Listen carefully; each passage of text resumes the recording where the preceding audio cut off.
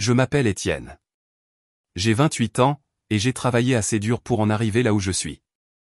Je ne veux pas dire que j'ai travaillé dur de la manière générique dont les gens le disent pour justifier de s'acheter un café. Je veux dire, je trime depuis que j'ai 16 ans, enchaînant les services après l'école, économisant chaque euro supplémentaire, et construisant lentement une vie dont je pourrais être fier.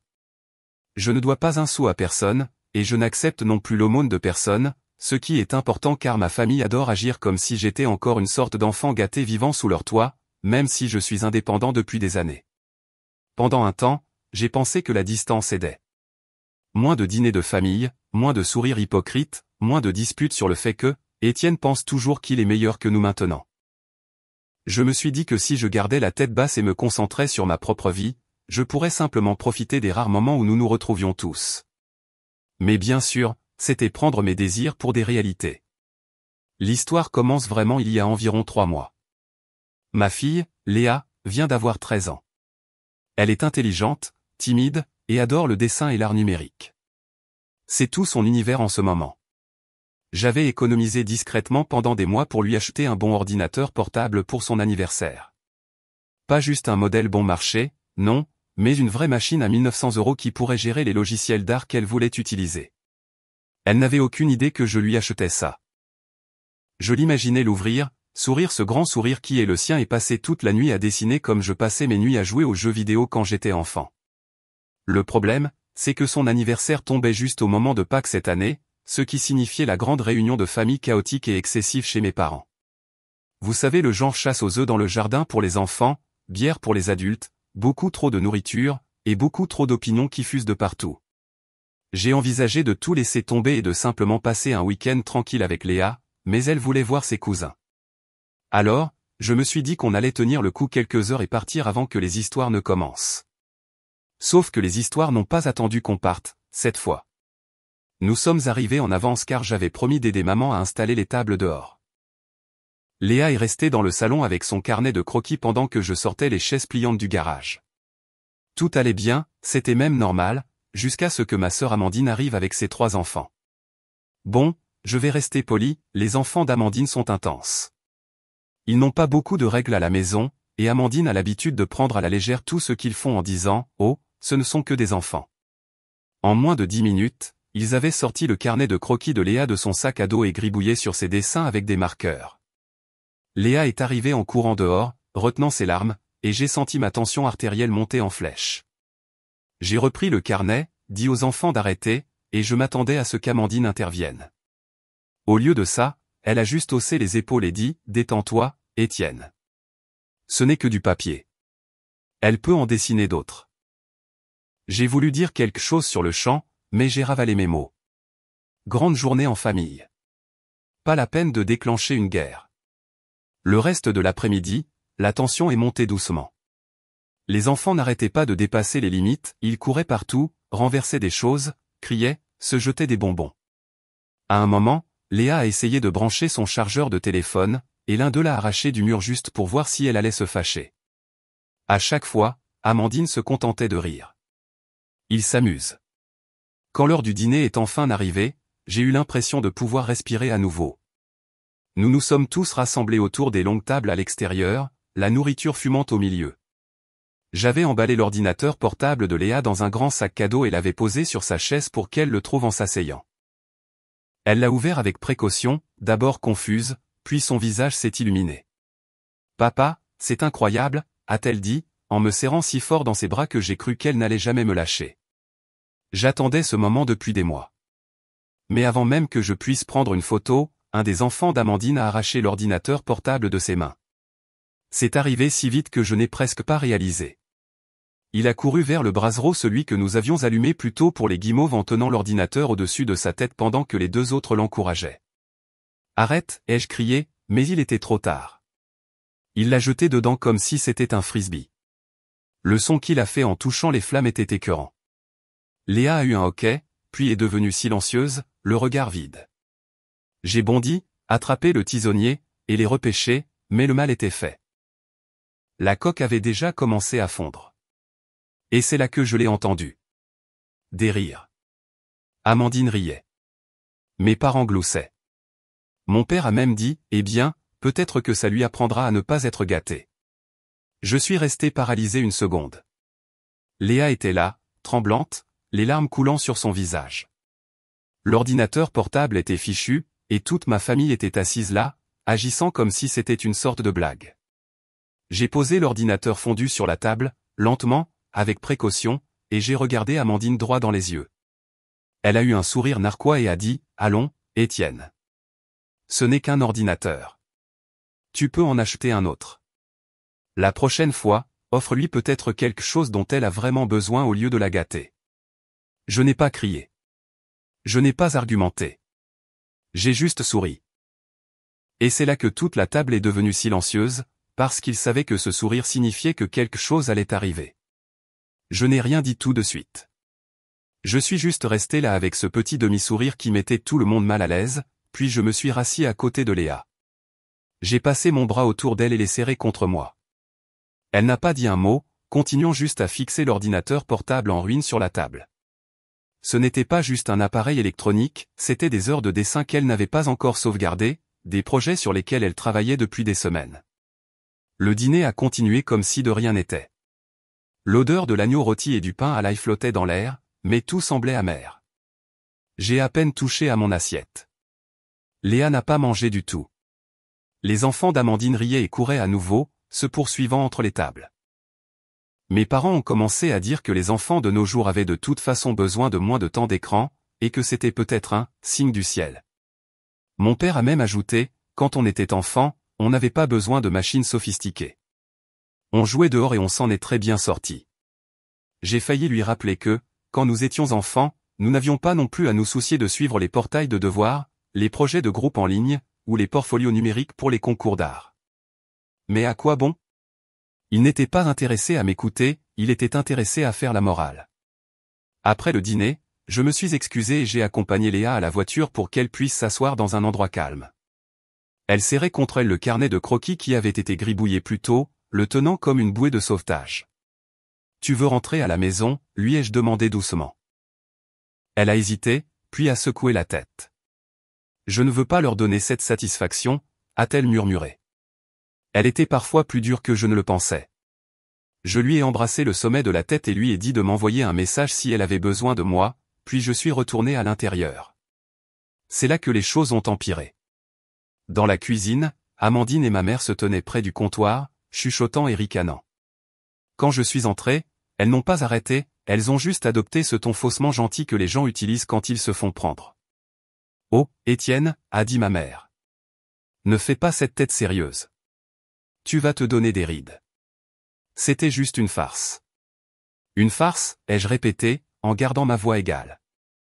Amandine a croisé les bras et a affiché un sourire narquois. Tu agis comme s'ils avaient incendié ta maison. Ce n'est qu'un ordinateur portable. Si tu ne voulais pas qu'ils y touchent, tu aurais dû attendre après le dîner pour le lui donner. Ce sont des enfants, Étienne. Les enfants sont curieux. Ce n'était pas de la curiosité, ai-je dit, sentant ma mâchoire se crisper. C'était méchant. Et ce n'est pas la première fois qu'ils font quelque chose comme ça. À Noël dernier, ils ont renversé du jus sur le clavier de Léa, et tu as ri aussi à ce moment-là. Amandine a levé les yeux au ciel. Tu comptes toujours les points. Peut-être que si Léa n'était pas si coincée avec ses affaires, il ne s'en prendrait pas à elle. Elle a 13 ans, ai-je dit. Elle a le droit de tenir à ses affaires. Et j'ai fait des mois d'heures supplémentaires pour acheter cet ordinateur portable. Ce n'était pas juste un jouet. Amandine a haussé les épaules, manifestement lassée de la conversation. Alors achète-en un autre. Problème résolu. Avant que je puisse répondre, mon père est entré avec une bière et a dit « On en est encore là. Étienne, tu dois apprendre à laisser tomber. Ce ne sont que des enfants. » J'ai jeté un coup d'œil à l'ordinateur fondu sur le comptoir, puis je l'ai regardé. Tu trouves ça drôle jusqu'à ce que quelqu'un jette une de tes affaires dans le feu. Mon père a pris une gorgée de bière et a dit sèchement « Rien de ce que je possède n'est assez fragile pour être détruit par un feu. J'achète des choses qui durent. » C'en était fait. C'est à ce moment-là que j'ai su qu'il n'allait pas s'excuser. Il n'allait pas proposer de le remplacer, ni même faire semblant de se sentir mal. Le reste de la soirée a été une lente succession de manques de respect. Chaque fois que les enfants d'Amandine traversaient la maison en hurlant, mes parents ricanaient et disaient, ils ont tellement d'énergie. N'est-ce pas formidable? Chaque fois que Léa entrait, ils trouvaient un moyen de la taquiner. Toujours triste pour ton ordinateur? Disait l'un d'eux. Tu peux peut-être dessiner sur les murs à la place. À un moment donné, Amandine m'a même pris à part et m'a dit, tu sais, si tu arrêtais de la gâter, elle ne serait pas si sensible. Tu la traites comme si elle était en verre. Peut-être qu'elle a besoin de s'endurcir. Je l'ai fixée longuement et j'ai dit doucement, j'espère que tu te souviendras avoir dit ça. Au moment du dessert, j'avais fini de faire semblant. Je n'ai pas mangé, je n'ai pas parlé, je suis juste resté assis là, à observer. J'ai commencé à remarquer des choses auxquelles je n'avais pas prêté attention auparavant, comment mes parents s'illuminaient quand les enfants d'Amandine faisaient quelque chose de mignon, comment ils ignoraient complètement Léa, comment ils ne lui demandaient jamais de nouvelles de l'école ou de son article. Quand Léa est finalement revenue s'asseoir à côté de moi, elle était silencieuse, mais ses yeux étaient toujours rouges. Elle a posé sa tête sur mon épaule, et l'aînée d'Amandine, qui a 9 ans, s'est exclamée, « Pourquoi elle est encore triste ?» C'est juste un ordinateur portable stupide. Amandine a ri. Parce que ta cousine est une drama queen, mon chéri. Je ne les ai même pas regardés cette fois. J'ai juste continué à caresser les cheveux de Léa et j'ai attendu que la soirée se termine. Finalement, maman a apporté le café et a commencé à distribuer les restes. Étienne, emportant un peu chez toi, a-t-elle dit. Non merci, ai-je répondu d'un ton égal. Nous partons. Amandine a souri narquoisement. Tu fuis déjà? Je me suis levé, j'ai aidé Léa à mettre son manteau et je me suis tourné vers eux. Non, ai-je dit. Je pense juste qu'il vaut mieux que nous partions avant que quelque chose d'autre à moi ne finisse dans le feu. Mon père a ricané. Oh, pour l'amour du ciel. Tu exagères. J'ai souri à nouveau, ce même sourire que tout à l'heure, et j'ai dit, continuez à vous dire ça. Nous sommes partis sans un mot de plus, mais le silence dans cette pièce pendant que nous sortions m'a tout dit. Quand je suis rentré à la maison, Léa est allée directement dans sa chambre. Je me suis assis à la table de la cuisine, fixant le sac cadeau vide que j'avais ramené avec moi. Quelque chose a changé en moi cette nuit-là. J'avais passé des années à essayer de maintenir la paix, à être le plus mature. Mais voir Léa pleurer pendant que tout le monde se moquait d'elle a brisé quelque chose en moi. Et tandis que j'étais assis là, j'ai commencé à penser à tout ce que j'avais fait pour cette famille au fil des ans, les factures que j'avais payées quand Amandine oubliait de payer son loyer, les week-ends que j'avais passés à rénover la maison de papa et maman, les fois où je les avais tirés d'affaire sans rien demander en retour. Plus j'y pensais, plus ce sourire silencieux revenait sur mon visage, parce que j'ai réalisé que je n'en avais pas fini. J'avais des options, et j'avais du temps. Et s'ils pensaient que jeter un ordinateur portable dans le feu était la fin de l'histoire, ils n'avaient aucune idée de ce qui les attendait. Les semaines qui ont suivi Pâques furent tendues, mais étrangement calmes. Je n'ai pas eu de nouvelles d'Amandine ou de mes parents, ce qui n'était pas inhabituel. Nous n'étions pas vraiment le genre de famille à s'appeler tous les jours, mais ce silence avait un poids. Normalement, maman m'aurait envoyé un texto pour me rappeler les cartes de remerciement de Léa ou une recette qu'elle pensait que j'aimerais. Cette fois, rien. Pas même un message passif-agressif sur le fait de passer à autre chose. Léa allait mieux à ce moment-là. J'avais réussi à lui acheter un ordinateur portable temporaire moins cher pour qu'elle puisse suivre ses cours, mais ce n'était pas la même chose. Je l'ai surprise plusieurs fois à regarder le vieil ordinateur fondu dans le garage, comme si elle tenait une veillée funèbre pour lui. Je lui ai dit que je le remplacerais dès que je le pourrais, et elle a hoché la tête, mais je voyais bien qu'elle n'était pas seulement triste pour l'ordinateur. Elle était blessée par la façon dont tout le monde l'avait traité, les rires, les moqueries. Ce genre de choses marque un enfant. Puis, environ un mois plus tard, j'ai reçu un appel de ma mère. J'ai hésité avant de décrocher, mais la curiosité l'a emporté. Étienne, a-t-elle dit, de ce ton faussement mielleux qu'elle utilise quand elle s'apprête à demander quelque chose. Ta sœur est dans une situation un peu difficile en ce moment. Ils ont eu des dépenses imprévues et elle se demandait si tu pouvais l'aider juste pour quelques semaines. J'ai failli rire. Laisse-moi deviner. Encore le loyer. Eh bien, a commencé maman. C'est juste jusqu'à ce que les choses se stabilisent. Tu sais comme c'est dur pour eux avec 3 enfants. Tu es dans une meilleure situation qu'eux. Je n'ai pas pu m'en empêcher. J'ai vraiment ri cette fois, un son court et sans humour. Tu parles de la même sœur dont les enfants ont détruit un ordinateur portable à 1900 € le mois dernier pendant que tout le monde riait? Maman a soupiré comme si j'étais déraisonnable. Étienne, tu ne peux pas t'accrocher à ça éternellement. C'était un accident. Ce n'était pas un accident, ai-je dit sèchement. Et non, je ne couvrirai pas à nouveau le loyer d'Amandine. Si elle a des difficultés, elle peut peut-être vendre certains de ses sacs à main de luxe qu'elle achète ou réduire ses journées au spa. Il y a eu une longue pause. Puis maman a dit, tu as changé. Tu étais si généreux avec la famille avant. Je le suis toujours, ai-je dit. Juste pas avec les gens qui trouvent ça drôle quand mon enfant pleure. Ce fut la fin de cette conversation, du moins c'est ce que je pensais. Une semaine plus tard, je suis allé vérifier mon compte joint, celui que j'avais ouvert il y a des années pour aider mes parents à payer certaines factures en cas d'urgence. Je n'y gardais plus grand-chose, juste assez pour couvrir de petites choses s'ils en avaient besoin. Et c'est là que je l'ai vu, un retrait, un gros. Près de 1700 €, partis en un seul virement, directement sur le compte en banque d'Amandine. J'ai regardé l'historique des transactions pendant un long moment, mon cœur battant la chamade. Je n'avais pas autorisé ça. Je ne leur avais même pas donné accès au compte depuis des années, ou du moins c'est ce que je croyais. Puis ça m'est revenu, j'avais donné les identifiants à maman il y a une éternité, à l'époque où je lui faisais confiance pour ce genre de choses. J'avais oublié de les changer. Je l'ai appelé immédiatement. Maman, ai-je dit, sans prendre la peine de cacher ma colère. Pourquoi 1700 € viennent de disparaître du compte joint? Il y eut un silence à l'autre bout du fil, puis un faible « Oh, ça ?» Oui, ai-je dit brusquement. Ça. Tu veux bien m'expliquer? Elle a soupiré comme si je la dérangeais. Amandine était sur le point de se faire expulser, Étienne. Nous n'avions pas le choix. Vous n'aviez pas le choix? Ce n'était pas votre argent à donner, ai-je dit. Tu ne m'as même pas demandé. C'est ta sœur, a sèchement répliqué maman. Tu es censé l'aider. Tu as toujours été là quand la famille avait besoin de toi. Quelque chose en moi est devenu glacial. Alors maintenant, on se prend de l'argent dans le dos les uns des autres? Ce n'est pas dans ton dos, a-t-elle dit sur la défensive. Tu aurais dit non, et elle en avait besoin. J'ai laissé échapper un rire amer. Tu as raison. J'aurais dit non, parce que je ne vais pas la récompenser pour ce qui s'est passé à Pâques. Vous avez tous ri de ma fille quand elle a pleuré. Vous avez agi comme si son cadeau d'anniversaire n'avait aucune importance. Et maintenant, vous vous attendez à ce que je la tire d'affaire comme si de rien n'était. C'est la famille, Étienne, a dit maman. C'est ce qui passe en premier. Non, ai-je dit doucement.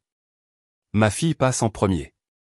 Et grâce à vous, je ne peux pas lui acheter l'ordinateur de remplacement que je lui avais promis ce mois-ci. Alors, félicitations. Vous ne m'avez pas seulement trahi, vous avez aussi puni Léa. Maman n'a pas répondu à ça. Elle a juste marmonné quelque chose sur le fait que j'étais dramatique et à raccrocher. Je suis resté assis là pendant un long moment à regarder mon téléphone, la fureur bouillonnant dans ma poitrine. Ce n'était pas pour l'argent, pas vraiment. Je pouvais le regagner. C'était le principe. Ils avaient franchi une ligne. 2 jours plus tard, Amandine m'a appelé elle-même. J'ai entendu dire que tu es en colère, a-t-elle dit d'un ton désinvolte, comme si elle ne venait pas de me voler. En colère ne suffit pas, ai-je dit. Elle a gloussé. Écoute, je te rembourserai quand je pourrai, mais tu sais que les temps sont durs en ce moment. Peut-être que tu devrais arrêter d'être rancunier. Ce n'est que de l'argent. Tu en gagnes beaucoup. J'ai serré le téléphone si fort que mes jointures sont devenues blanches. Amandine, tu ne t'es même pas excusée pour ce que tes enfants ont fait.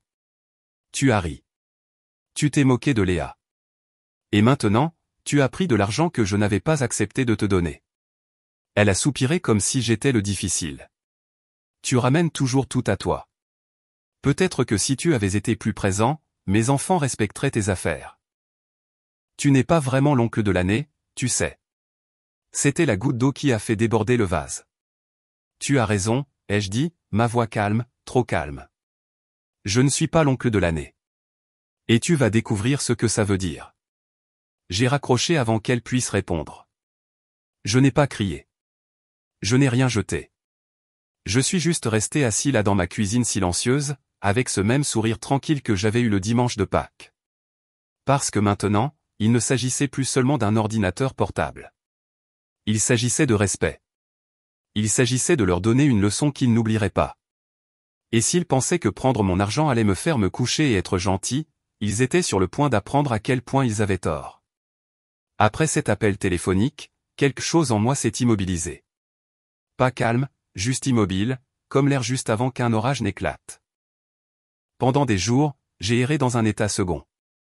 J'allais au travail, je rentrais, je préparais le dîner pour Léa, et je m'asseyais à table avec elle, me forçant à sourire et à lui demander comment s'était passée sa journée. Elle le méritait. Elle méritait un père présent. Mais tout ce temps, mon esprit était ailleurs, rejouant la même conversation en boucle comme un disque rayé. Tu as toujours été là quand la famille avait besoin de toi. Tu n'es pas vraiment l'oncle de l'année. Les mots s'enfonçaient comme des épines. Ce week-end-là, j'ai emmené Léa au parc juste pour sortir de la maison. Nous nous sommes assis sur un banc près du lac, à regarder les canards. Elle dessinait dans son carnet abîmé, sautant les pages qui avaient été ruinées à Pâques. Elle avait sauvé ce qu'elle pouvait. Certains dessins étaient à moitié effacés, avec des gribouillis rageurs superposés comme des cicatrices sur le papier. « Papa » a-t-elle demandé au bout d'un moment, sans lever les yeux, « pourquoi il me déteste ?» J'ai eu l'impression qu'on me donnait un coup de poing dans la poitrine. « Il ne te déteste pas, ma chérie » ai-je dit rapidement. Elle a finalement levé les yeux vers moi, son visage sérieux. Ils ont ri quand j'ai pleuré. Grand-mère a ri. Grand-père a ri. Et Amandine a dit que j'étais une drama queen. Ce n'est pas ce que font les gens s'ils tiennent à toi. J'ai dégluti difficilement. Tu as raison. Ils auraient dû se soucier davantage. Et je suis désolé que tu aies dû vivre ça. Elle a fermé son carnet et l'a serré contre sa poitrine. Je ne veux plus aller chez grand-mère. Tu n'es pas obligé, ai-je dit immédiatement. On a fini de se forcer à être avec des gens qui ne nous respectent pas. Ses épaules se sont un peu détendues à ces mots, mais je pouvais encore voir la blessure dans ses yeux. Cette nuit-là, après qu'elle se soit couchée, je suis resté assis dans le salon dans le noir, à fixer le plafond. Mon téléphone a vibré une fois un texto de groupe de maman à propos d'un barbecue familial à venir et je ne l'ai même pas ouvert. Pour la première fois depuis des années, j'ai manqué une de ces réunions. Sans excuse, sans explication, je ne suis tout simplement pas venu. Et vous savez quoi? Le ciel ne m'est pas tombé sur la tête. Personne n'a appelé pour prendre de mes nouvelles. Personne n'a demandé si Léa allait bien. Une semaine plus tard, maman a envoyé un autre texto, « Tu as manqué un super barbecue », avec une photo des enfants d'Amandine faisant griller des guimauves autour du même brasero où le cadeau d'anniversaire de ma fille avait brûlé. C'était comme remuer le couteau dans la plaie. Au travail, je me suis retrouvé distrait.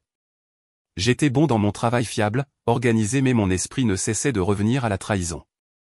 Je me surprenais à fixer des feuilles de calcul, pensant à ces 1700 € qui avaient été retirés de mon compte sans permission, pensant à la facilité avec laquelle ils avaient ri de la douleur de Léa, pour ensuite utiliser mon argent durement gagné pour payer les factures d'Amandine. Un après-midi, ma manager m'a pris à part. « Tout va bien à la maison ?» a-t-elle demandé gentiment. J'ai hésité, puis j'ai hoché la tête. Oui, juste des problèmes de famille. Elle m'a jeté un regard compatissant. Ne les laisse pas t'épuiser, Étienne.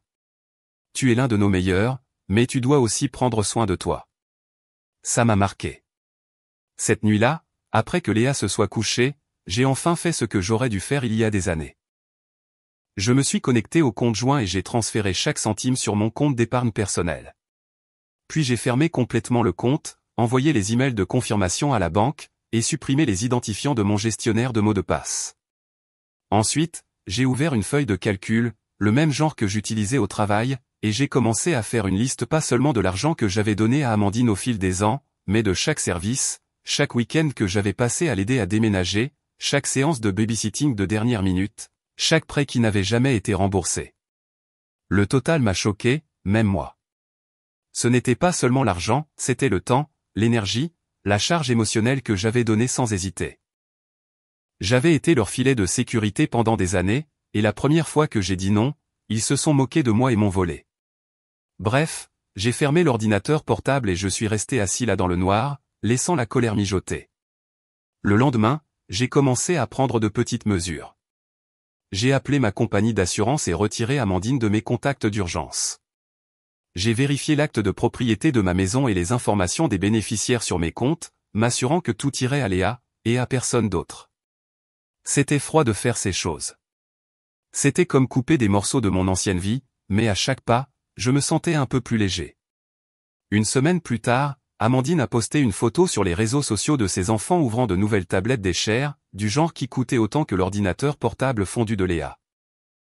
La légende disait, « J'ai enfin acheté de la technologie aux enfants pour qu'ils arrêtent de se battre pour la mienne. » Lol. J'ai fixé cette photo pendant un long moment. Mes mains étaient stables quand j'ai pris une capture d'écran et l'ai enregistrée. Non pas parce que j'allais la confronter avec. Non, j'avais dépassé ça. C'était une preuve. Je ne savais pas exactement ce que j'allais faire encore, mais je savais une chose, quand j'agirais, ce serait définitif. Il n'y aurait pas de discussion, pas de retrouvailles larmoyantes. Ce que je ferais ensuite donnerait le ton pour le reste de ma relation avec cette famille. Un soir, Léa m'a trouvé assis à la table de la cuisine avec ma feuille de calcul ouverte. « Qu'est-ce que tu fais » a-t-elle demandé. J'ai souri faiblement. « Je planifie. »« Tu planifies quoi ?»« Je m'assure que ça ne se reproduise plus. » Elle m'a étudié un instant, puis a hoché la tête comme si elle comprenait. « Bien » a-t-elle dit doucement. Cette nuit-là, j'ai mieux dormi que depuis des semaines. La colère était toujours là vive, électrique, mais elle commençait à ressembler moins à un poids et plus à un outil, quelque chose que je pouvais utiliser. Parce que je n'allais pas simplement m'en aller, j'allais m'assurer qu'ils sachent exactement ce qu'ils avaient perdu. Et j'allais le faire d'une manière qu'ils n'oublieraient jamais. Les semaines qui suivirent furent étrangement paisibles. Pas heureuses, pas encore, mais calmes d'une manière que je n'avais pas ressentie depuis des années. Pour la première fois depuis longtemps, ma vie ne tournait pas autour des drames familiaux ou des urgences de dernière minute. C'était juste Léa et moi, trouvant nos marques ensemble. Avec la disparition du conjoint, je me sentais plus en sécurité. Je ne me réveillais plus en redoutant les notifications bancaires, me demandant ce qui avait été vidé pendant la nuit. J'ai passé en revue chaque compte partagé, chaque facture de service public, chaque abonnement, et je me suis assuré qu'il ne restait aucune porte dérobée.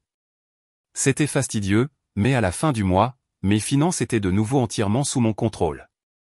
C'est alors que quelque chose de surprenant s'est produit, j'ai réalisé que j'avais de l'argent de côté. Voyez-vous, pendant des années, j'avais injecté des centaines, parfois des milliers d'euros, dans la « crise temporaire » d'Amandine. Sans cette ponction, mes économies ont commencé à croître plus vite que jamais. Après 3 mois, j'avais assez non seulement pour remplacer l'ordinateur portable de Léa par quelque chose d'encore mieux, mais aussi pour enfin changer ma vieille voiture, une chose que je repoussais depuis une éternité. Je ne me suis pas précipité pour acheter quelque chose de tape à accent grave-l'œil. J'ai joué la carte de la prudence. J'ai passé des heures à faire des recherches, à trouver la machine parfaite pour Léa, une avec toutes les spécifications dont elle rêvait. Quand elle est arrivée, je n'en ai pas fait tout un plat. Je l'ai juste laissée sur son bureau avec un mot, « pour toi ». Continue de créer. L'expression sur son visage quand elle l'a trouvée valait chaque centime. Elle m'a serré si fort dans ses bras que j'ai failli tomber. Pour la première fois depuis Pâques, je l'ai vue s'illuminer à nouveau. Après ça, les choses ont commencé à se mettre en place. Au travail, on a remarqué ma concentration améliorée et on m'a offert une promotion. Rien d'énorme, mais assez pour augmenter mon salaire et me donner plus de contrôle sur mon emploi du temps. Avec cela est venue une nouvelle sorte de confiance. J'ai commencé à dire « non » plus souvent. Pas seulement à ma famille, mais à tout ce qui ne correspondait pas à ce dont Léa et moi avions besoin. Non aux projets supplémentaires non rémunérés au travail qui m'épuisaient. Non aux voisins me demandant de laver leurs animaux de compagnie gratuitement parce que, tu es à la maison de toute façon. Et chaque « non » était comme une brique qu'on enlevait de ma poitrine. Puis est venue l'invitation au barbecue. Maman a envoyé un autre texto de groupe, cette fois pour une grande célébration du 14 juillet qu'il préparait. Normalement, je l'aurais ignoré, mais cette fois, j'ai tapé une seule réponse, « Nous ne serons pas là. Amusez-vous bien. » C'était incroyable de voir la vitesse à laquelle les réponses ont afflué. Amandine, sérieusement? Tu boudes encore? Papa, ça devient ridicule, Étienne. Maman, la famille, c'est tout ce que nous avons.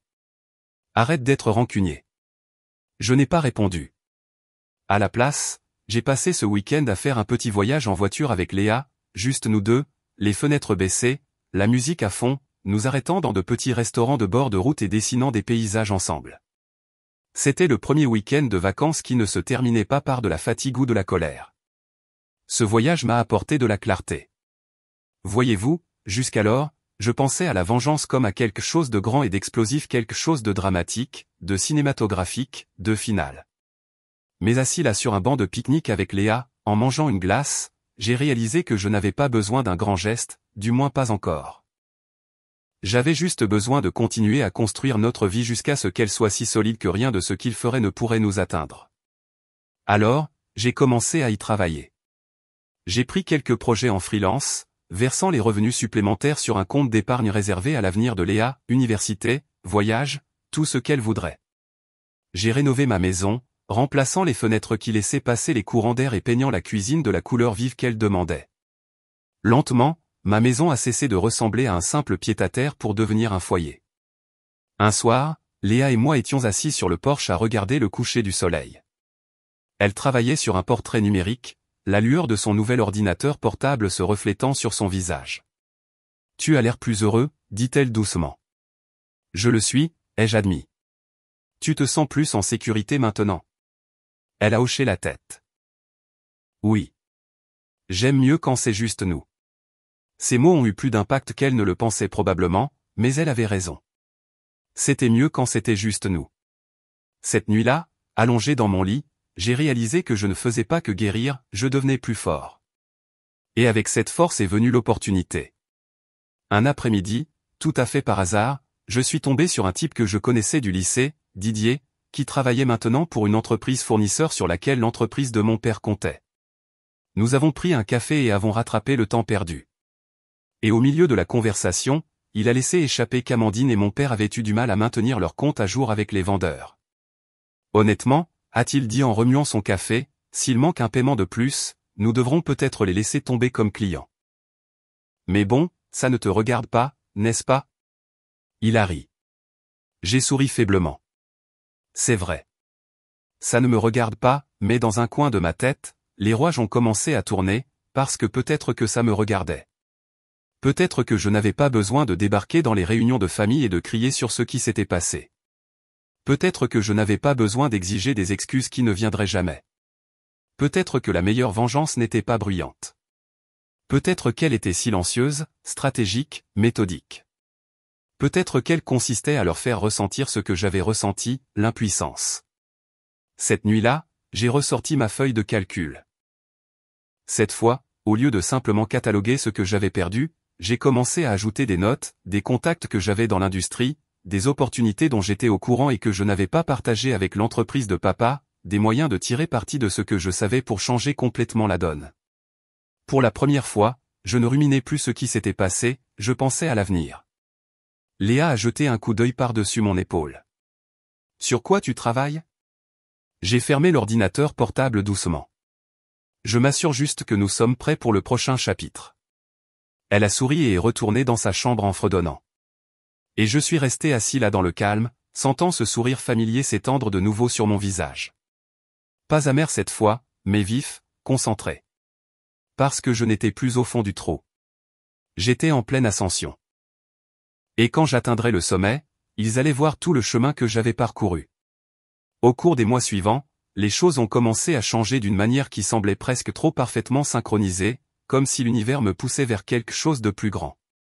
Au travail, ma promotion a officiellement pris effet, et avec elle est venu l'accès à certains contacts et ressources de l'industrie que je n'avais pas auparavant. Je n'étais plus un simple employé, j'étais le responsable d'un contrat de fournisseur majeur. Cela signifiait que je me retrouvais soudainement dans des réunions avec des gens qui géraient les mêmes comptes que ceux sur lesquels l'entreprise de mon père comptait. Je n'en ai rien dit à ma famille. Je n'en avais pas besoin. J'écoutais simplement, tranquillement, en absorbant les informations. Et ce que j'ai appris a dressé un tableau très clair, l'entreprise de papa était sur la corde raide. L'industrie était en pleine mutation. Les contrats devenaient plus compétitifs, et ils peinaient à suivre les commandes. Ils avaient déjà manqué 2 livraisons ce trimestre-là, ce que je n'aurais pas su si je n'avais pas été dans ces réunions. Je ne suis pas intervenu. Je ne les ai pas prévenus. Au lieu de ça, je suis rentré chez moi et j'ai rouvert cette feuille de calcul, ajoutant plus de notes, plus de connexions, plus de leviers. Je tissais une toile, non pas pour me piéger à nouveau dans leur drame, mais pour m'assurer que, lorsque j'agirais, j'aurais le pouvoir de faire en sorte que ça compte. Pendant ce temps, la présence d'Amandine sur les réseaux sociaux était plus bruyante que jamais, des photos de journées de soins dans des spas, des escapades de week-end avec son mari, des brunchs coûteux avec ses amis, tout cela alors que je savais, depuis l'incident du virement bancaire, qu'ils avaient été à 2 doigts de l'expulsion il n'y a pas si longtemps. Un post en particulier a attiré mon attention, une photo de ses enfants tenant de nouveaux chiots, souriant jusqu'aux oreilles. Bienvenue dans la famille, Marguerite et Max, disait la légende. 2 chiens de race. J'ai fixé ce post pendant un long moment avant de faire une capture d'écran. Non pas parce que je me souciais qu'elle achète des chiens, elle pouvait dépenser son argent comme elle le voulait. Mais parce que c'était une autre pièce du puzzle, un autre exemple de la façon dont il semblait toujours avoir de l'argent pour des luxes mais venait pleurer chez moi chaque fois que le loyer était dû. Puis vint le point de rupture. Maman a appelé un soir alors que Léa et moi regardions un film. J'ai failli laisser sonner, mais quelque chose m'a dit de répondre. Étienne, a-t-elle dit sans même un bonjour. Nous avons de nouveau besoin de ton aide. La voiture d'Amandine est en panne, et elle a besoin d'un véhicule de prêt jusqu'à ce qu'il puisse en acheter une nouvelle. Léa peut-elle rester avec toi ce week-end pour que nous puissions les conduire? J'ai coupé le son de la télé. Maman, j'ai toujours Léa. Elle vit avec moi. Maman a soupiré d'agacement. Tu sais ce que je veux dire. Peux-tu les conduire? Ils n'ont pas les moyens de louer une voiture en ce moment. J'ai failli rire. Tu me demandes de jouer au chauffeur pour Amandine et ses enfants tout le week-end après tout ce qui s'est passé? C'est ce que fait la famille, a dit maman, la voix tranchante. Quelque chose en moi a craqué. Non, ai-je dit. La famille ne se vole pas. La famille ne rit pas pendant qu'une fille de 13 ans pleure. Et la famille ne s'utilise pas comme des chauffeurs Uber gratuits. Il y eut un long silence à l'autre bout du fil avant que maman ne dise froidement « Je suis désolé que tu le prennes comme ça. » Clic, elle a raccroché. Je suis resté assis là un moment, la pièce silencieuse à l'exception du son étouffé de la télévision. Léa était blottie à côté de moi, m'observant attentivement. « Ça va ?» a-t-elle demandé. J'ai pris une profonde inspiration et j'ai hoché la tête. Mieux que ça. Je pense que je sais enfin ce que je vais faire. Cette nuit-là, je suis resté debout tard à la table de la cuisine, non seulement en ajoutant des notes à ma feuille de calcul, mais en élaborant un véritable plan. Étape 1, verrouiller chaque levier que j'avais. J'ai mis à jour mon testament et ma fiducie, m'assurant que s'il m'arrivait quelque chose, tout irait directement à Léa sans aucune interférence de mes parents. J'ai rencontré un planificateur financier, déplaçant certains comptes vers des endroits qu'ils ne pouvaient pas toucher. Étape 2, me positionner là où mon absence ferait mal. L'entreprise de mon père dépendait de quelques relations clés avec des fournisseurs, dont l'une sur laquelle j'avais maintenant de l'influence grâce à mon travail. Je n'avais pas besoin de saboter quoi que ce soit, tout ce que j'avais à faire était d'arrêter de me donner du mal pour aplanir les choses pour eux comme je l'avais toujours fait. Étape 3, rassembler des preuves. J'ai imprimé des copies de chaque transaction bancaire où je les avais tirées d'affaires, chaque message texte où il s'était moqué de moi pour avoir dit non, chaque capture d'écran d'Amandine exhibant ses luxes tout en mendiant de l'aide. J'ai tout gardé dans un dossier bien rangé. Pas pour la vengeance pour le moment, mais parce que je voulais une trace. Je voulais que la vérité soit documentée. À cette époque, Didier, le gars du lycée, m'a appelé. « Salut », a-t-il dit, « l'entreprise de ton père a passé une grosse commande chez nous, mais nous ne sommes pas sûrs de pouvoir la livrer dans les temps. Ils ont été lents à payer ces derniers temps, et le patron n'est pas content. » J'ai hoché la tête pour moi-même. « Merci de m'avoir prévenu. Je pensais juste que tu voudrais savoir, » a-t-il dit. « Tu as toujours été le gars qui faisait tourner les choses. » Plus maintenant, ai-je pensé. Pendant ce temps, Léa s'épanouissait. Elle participait à des concours d'art, en gagnait quelques-uns, et vendait même de petites commandes en ligne. J'étais si fier d'elle. La voir prendre confiance en elle a allumé quelque chose en moi, m'a rappelé pourquoi je faisais tout ça. Un soir, alors que je préparais le dîner, elle est entrée dans la cuisine avec son carnet de croquis. « Je peux te montrer quelque chose ?» a-t-elle demandé. Elle l'a ouvert sur un dessin sur lequel elle travaillait, un grand arbre aux racines profondes, se dressant fièrement contre une tempête. « C'est nous » a-t-elle dit timidement. J'ai regardé de plus près. Effectivement, il y avait deux petites silhouettes à la base de l'arbre, se tenant la main. C'est parfait, ai-je dit, sentant ma gorge se serrer. Et ça l'était, parce que c'est ce que nous étions maintenant, enracinés, stables, plus emportés par les drames qu'Amandine ou mes parents provoquaient. J'étais presque prêt. Je le sentais. Et quand l'occasion se présenterait enfin, je n'allais pas seulement la saisir, j'allais m'assurer qu'ils comprennent exactement pourquoi cela se produisait. Le piège était presque en place. Tout ce dont j'avais besoin, c'était du bon moment pour frapper. Et quelque chose me disait, au fond de moi, que ce moment arrivait plus tôt qu'il ne le pensait. C'est arrivé un mardi matin, le genre de jour qui semble ordinaire jusqu'à ce que quelque chose se produise et que vous réalisiez que ce n'est pas le cas. J'étais à mi-chemin de mon café quand mon email de travail a sonné avec une notification, la réunion avec le fournisseur pour laquelle je me préparais avait été avancée. Normalement, ce ne serait pas un gros problème, mais cette réunion particulière concernait les renouvellements de contrats, y compris le compte lié à l'entreprise de mon père. Et à cause de ma promotion, je n'étais pas seulement dans la pièce cette fois-ci, j'étais l'une des personnes qui examinaient leur historique de paiement et leurs indicateurs de performance. Je n'ai rien saboté. Je n'ai pas menti. Je n'en ai pas eu besoin. Les chiffres parlaient d'eux-mêmes, retard de paiement, livraison manquée, un solde impayé qui avait été reporté plus d'une fois. L'entreprise avait reçu des avertissements auparavant, mais il s'en sortait toujours, comptant sur la bonne volonté et les relations personnelles. Seulement maintenant, j'étais l'une de ces relations, et je n'allais plus les couvrir. Lorsque la discussion s'est tournée vers leur compte, je suis resté silencieux au début, laissant les autres managers parler. Finalement, le directeur régional m'a regardé et m'a demandé mon avis. J'ai pris une longue gorgée de mon café, j'ai posé la tasse et j'ai dit d'un ton égal, d'après les données, ils ont bénéficié de 3 périodes de grâce au cours des 12 derniers mois. À ce stade, poursuivre le contrat sans un plan de paiement formel en place serait une responsabilité. C'était calme, professionnel, sans émotion, mais je savais exactement ce que cela signifiait. Plus de traitement de faveur, plus de prolongation de dernière minute. S'ils voulaient conserver le compte, ils devraient payer d'avance, ce que je savais les frapperait durement. La motion a été adoptée. Quand je suis rentré ce soir-là, mon téléphone avait 3 appels manqués de papa et un de maman. Je n'ai pas répondu. Au lieu de cela, j'ai préparé le dîner pour Léa, je suis resté avec elle pendant qu'elle travaillait sur une nouvelle œuvre d'art, et j'ai attendu. Le lendemain matin, papa a finalement réussi à me joindre. « Étienne » a-t-il dit, sans même se donner la peine de dire bonjour, « leur as-tu dit de nous mettre en prépaiement » Je suis resté silencieux un instant avant de répondre. « Non.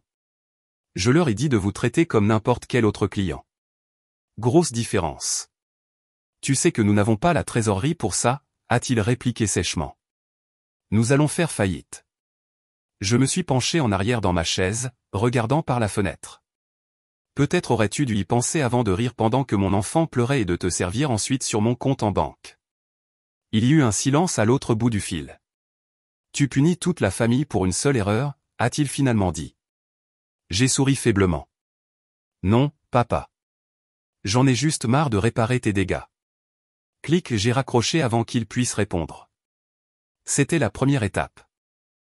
La deuxième est venue quelques semaines plus tard quand Amandine a publié un long statut dramatique sur Facebook sur la façon dont certaines personnes avaient tourné le dos à la famille et les avaient laissés se débattre. Les commentaires étaient pleins de ses amis lui disant à quel point elle était forte, à quel point tout cela était injuste. Je n'ai pas répondu publiquement. Au lieu de cela, j'ai imprimé chaque capture d'écran que j'avais l'argent volé, les achats de luxe, les SMS moqueurs et j'ai envoyé une seule enveloppe au bureau du mari d'Amandine avec une courte note. Puisque tu continues à demander où va l'argent, voici ta réponse. Je n'ai pas signé. 3 jours plus tard, Amandine m'a appelé, furieuse. Comment oses-tu faire ça dans mon dos, a-t-elle crié. Tu as commencé la première, ai-je dit calmement. Considère que nous sommes quittes. Elle a balbutié quelque chose sur le fait que je ruinais son mariage et a raccroché. Je ne me suis pas senti coupable, pas même un peu. La troisième étape a été la plus satisfaisante de toutes. J'ai emmené Léa avec moi à une foire d'art locale un week-end où elle avait un stand pour vendre ses œuvres. Au milieu de la journée, j'ai entendu une voix familière derrière moi. Maman. Elle avait apparemment entendu parler de la foire par une connaissance commune et avait décidé de passer. J'ai senti Léa se crisper à côté de moi, mais je suis resté calme. Salut, maman, ai-je dit d'un ton égal. Elle a jeté un coup d'œil à la table des œuvres de Léa, clairement surprise. Je ne savais pas qu'elle faisait ça. Tu ne pouvais pas savoir, ai-je dit. Tu as été trop occupé. Maman a froncé les sourcils. Étienne, tu nous manques au dîner de famille. J'ai souri. Alors peut-être que la prochaine fois, vous réfléchirez à 2 fois avant de rire de la douleur de ma fille. Son visage est devenu pâle. Avant qu'elle puisse répondre, un client s'est approché pour acheter une des impressions de Léa. J'ai reporté mon attention sur eux, mettant fin de fait à la conversation. Quand maman est partie, Léa m'a regardé et a murmuré, « Tu n'as pas crié. » Non, ai-je dit en souriant. Pas besoin. Parce que c'était ça, le but. Je ne leur criais plus dessus. Je ne mendiais pas d'excuses ni n'essayais de leur faire voir mon point de vue. Je vivais ma vie, construisant quelque chose avec Léa, et laissant les conséquences de leurs actions les rattraper naturellement. Les appels ont continué au cours du mois suivant, papa essayant de négocier de meilleures conditions avec le fournisseur, maman essayant de me faire être raisonnable, Amandine me laissant des messages vocaux alternant between rage and tears. Je ne les ai pas bloqués. Je n'ai pas engagé la conversation. Je les ai juste laissés avec le silence. Et puis ils restaient avec, puis ils semblaient désespérés.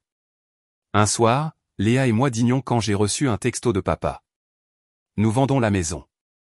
J'espère que tu es content. Je l'ai regardé un long moment, puis j'ai posé le téléphone face contre table et j'ai pris une autre bouchée du dîner. Parce que j'étais content. Plus content que je ne l'avais été depuis des années. Et pour la première fois depuis longtemps, je sentais que j'avais enfin le contrôle. Le texto sur la vente de la maison est resté dans mon téléphone comme une brique pendant une journée avant même que je ne le reconnaisse. Non pas parce que j'étais indifférent, mais parce que pour la première fois depuis des années, ce n'était pas mon problème à résoudre.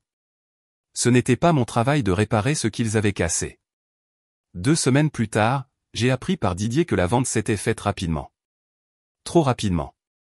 Papa avait apparemment accepté une offre bien en dessous de la valeur du marché juste pour se débarrasser de la dette avant qu'elle ne les engloutisse. Leur entreprise avait été forcée de payer d'avance non seulement avec le fournisseur de mon entreprise, mais avec 2 autres, ce qui signifiait qu'ils perdaient leur trésorerie. Amandine avait discrètement désactivé son compte Facebook, ce qui me disait que son mariage avait vraiment été ébranlé par l'enveloppe que j'avais envoyée. Puis est venu l'appel qui a tout changé. C'était encore maman, sa voix plus basse cette fois, presque timide. « Étienne, a-t-elle dit, pouvons-nous parler ?» J'ai hésité mais j'ai accepté de la rencontrer en personne. Terrain neutre, un petit café du centre-ville. Quand je suis entré, elle était déjà là, sirotant une tasse de café comme si c'était une bouée de sauvetage. Elle avait l'air plus âgée que dans mon souvenir, plus fatiguée. « Merci d'être venue, a-t-elle dit. Je me suis assis, attendant. Elle a pris une profonde inspiration. Je te dois des excuses. Nous tous. Nous avons ri alors que nous aurions dû défendre Léa. Nous t'avons pris de l'argent alors que nous aurions dû respecter tes limites. Et nous en avons payé le prix. Sa voix s'est un peu brisée sur cette dernière partie. Et pour la première fois depuis longtemps, je l'ai cru. Vous avez vendu la maison, ai-je dit. Elle a hoché la tête. Nous n'avions pas le choix. L'entreprise de ton père ne peut pas continuer à fonctionner comme avant. Nous aurions dû t'écouter plus tôt. Nous aurions dû apprécier tout ce que tu faisais pour nous au lieu de l'attendre. J'ai laissé le silence s'étirer pendant un long moment, la regardant se tortiller. Finalement, j'ai dit, comprends-tu maintenant pourquoi j'ai arrêté d'aider? Pourquoi j'ai arrêté de venir? Elle a hoché la tête, des larmes aux yeux. Oui. Et je suis désolé qu'il ait fallu tout perdre pour que nous le comprenions. Je l'ai étudié un moment, puis je me suis adossé à ma chaise. Tu peux t'excuser auprès de Léa toi-même. C'est elle qui méritait mieux. Ses yeux se sont un peu écarquillés, mais elle a hoché la tête. Je le ferai. Nous nous sommes quittés en termes neutres. Pas chaleureux, mais pas hostiles non plus. Une semaine plus tard, j'ai organisé un petit dîner chez moi. Pas un dîner de famille, pas comme avant. Juste moi, Léa, et quelques amis proches. C'était la première fois que ma maison semblait vraiment vivante, pleine de rires qui n'étaient ni forcés ni cruels. Au milieu de la soirée, on a frappé à la porte. Amandine. J'ai failli ne pas ouvrir, mais Léa m'a regardé, curieuse, et je me suis dit qu'il était temps d'en finir. Amandine se tenait là sur le porche, l'air diminué. Pas en colère, pas provocante, juste épuisée. Pouvons-nous parler? A-t-elle demandé doucement. Je suis sorti, fermant la porte derrière moi. Elle n'a pas perdu de temps. Tu m'as ruiné, Étienne. Mon mariage ne tient qu'à un fil. Nous avons dû nous séparer des chiens. Les enfants demandent pourquoi on ne te voit plus. J'ai croisé les bras. Tu t'es ruiné toi-même. J'ai juste arrêté de nettoyer derrière toi. Elle a dégluti difficilement. Je ne savais pas que tu nous laisserais vraiment tomber. Tu nous as toujours rattrapés avant. C'est ça le problème, ai-je dit. J'ai continué à te rattraper, et tu n'as jamais appris à retomber sur tes pieds. Elle a tressailli à ces mots mais a hoché la tête. Je voulais juste. Je voulais que tu saches que je suis désolé. Pour l'ordinateur portable, pour avoir pris ton argent, pour tout. Je l'ai fixé un long moment avant de dire doucement, sais-tu ce que Léa m'a demandé cette nuit-là? Elle a demandé pourquoi vous la détestiez tous. Elle pensait qu'il y avait quelque chose qui n'allait pas chez elle. Elle a pleuré jusqu'à s'endormir, et vous avez ri. Les larmes ont rempli les yeux d'Amandine. Je sais. Je ne peux pas revenir en arrière. Non, ai-je dit. Mais tu peux apprendre à tes enfants ce qu'est le respect. Parce que s'ils grandissent en pensant que c'est comme ça qu'on traite la famille, ils vont perdre des gens comme tu m'as perdu. Elle a hoché la tête, se mordant la lèvre. Je ne l'ai pas invité à entrer. Je ne l'ai pas serré dans mes bras. Mais j'ai fermé la porte cette nuit-là avec quelque chose que je n'avais pas ressenti depuis des mois, le sentiment d'avoir tourné la page. À l'intérieur, Léa était assise à table avec nos amis, souriante. Quand elle m'a vu, elle a demandé, « Tout va bien ?» J'ai souri, un vrai sourire cette fois, et j'ai hoché la tête. Oui, ma chérie. Tout va bien. Le dîner de ce soir-là ressemblait à une célébration, non seulement de la fin d'un chapitre, mais du début de quelque chose de nouveau. Les semaines ont passé, et les appels de mes parents se sont faits de plus en plus rares. Ils n'ont plus jamais essayé de me culpabiliser. Amandine est restée silencieuse aussi, et j'ai réalisé que j'avais obtenu exactement ce que je voulais, non pas la vengeance pour la vengeance, mais une vie où Léa et moi n'étions plus la risée de quelqu'un d'autre. Le dernier moment de calme est venu un soir où Léa m'a apporté un nouveau dessin. C'était le même grand arbre qu'elle avait dessiné des mois auparavant, sauf que maintenant la tempête était passée. La lumière du soleil filtrait à travers les feuilles, et les deux petites silhouettes en bas souriaient. On dirait qu'on s'en est sorti, a-t-elle dit simplement. Je l'ai encadré et l'ai accroché dans le salon, juste là où l'ordinateur portable fondu se trouvait avant que je ne le jette. Parce que nous nous en étions sortis. Et la prochaine fois que ma famille a essayé d'appeler pour se plaindre, pour me ramener dans leur chaos, je n'ai pas répondu. Non pas par colère, mais par paix. Parce que pour la première fois depuis des années, j'étais exactement là où je devais être, avec la seule personne qui comptait vraiment, à construire une vie que personne ne pourrait plus jamais réduire en cendres. Et c'était le mot de la fin.